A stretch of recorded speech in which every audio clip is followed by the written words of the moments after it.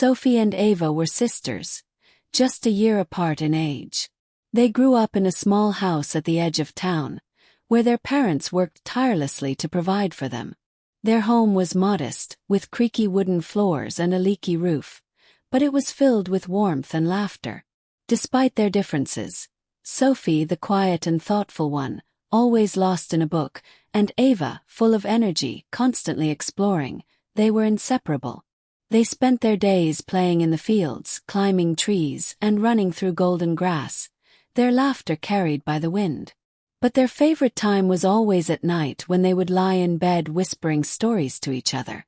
Sophie had a way with words, painting magical worlds where castles floated in the sky, animals could talk, and the two of them were always the heroes. No matter how hard the real world was, in their stories they could be anything. One winter everything changed. Sophie caught a fever. At first, it seemed like nothing serious. A simple cough, a little fatigue. But as days passed, her body weakened, and soon she was too frail to leave her bed. Their parents did everything they could, but medicine was expensive and money was tight. The house, once filled with endless chatter, became silent. Ava stayed by her sister's side, holding her hand, whispering stories in the dim candlelight, trying to bring back the world they had built together. Once upon a time, she whispered, there were two sisters who promised to always be together. No storm, no sickness, no distance could break them apart. Sophie smiled weakly at those words. Ava clung to the hope that her stories would heal her sister, that their bond would be stronger than the sickness threatening to take her away. Days turned into weeks, and slowly, Sophie began to recover. Her cheeks regained their color, her laughter returned, and one morning she stood on her feet again. Ava threw her arms around her, holding her so tightly that Sophie nearly fell over. Their parents wept with relief, and for the first time in weeks, their home felt warm again. As the years passed, life pulled them in different directions. Sophie, always the dreamer, left for the city to study, while Ava, ever grounded, stayed behind to help their parents run a small bakery in town. First they spoke every day. Sophie would call in the evenings, her voice filled with excitement about new books, new people, new experiences. Ava, covered in flour and smelling of fresh bread, would listen and laugh, sharing stories about their childhood town, the neighbors, and the life she was building. But as time went on, the calls became less frequent. The city was fast-paced and demanding. Sophie often came home too exhausted to dial Ava's number, and Ava, caught up in the daily rush of customers and responsibilities, told herself she would call tomorrow, then the next day, then the next. Weeks turned into months, and though they never admitted it, they both felt the growing distance between them. One autumn evening, as the leaves turned gold and the air grew crisp, Ava received a letter in the familiar curve of Sophie's handwriting. Her hands trembled as she opened it. "I miss you," it read. "I miss us. Do you remember the stories we used to tell? Do you remember the stars? Let's meet. Let's go back home."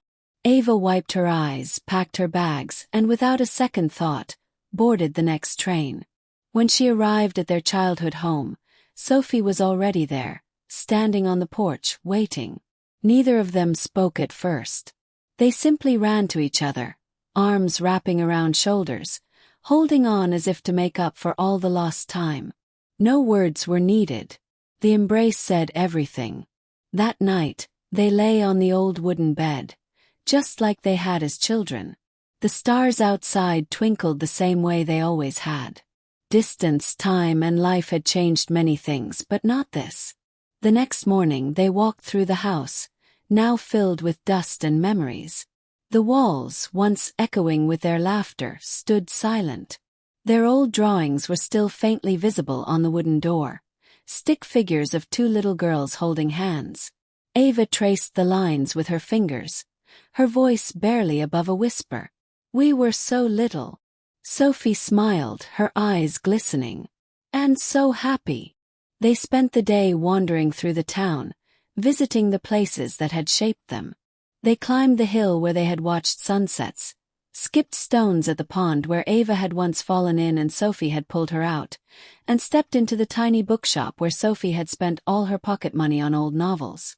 Every place carried a piece of their past, a reminder of the bond that had never truly faded. That evening, as they sat by the fireplace sipping tea, Ava hesitated before speaking. "Sophie, do you ever feel like we lost something?" Sophie looked at her, understanding the unspoken weight behind her words. "Maybe," she admitted. "But we found it again." The silence that followed wasn't heavy or sad. It was comforting. Then suddenly Ava grinned. "Remember when you told me that story about the two sisters who lived in a castle?" Sophie laughed.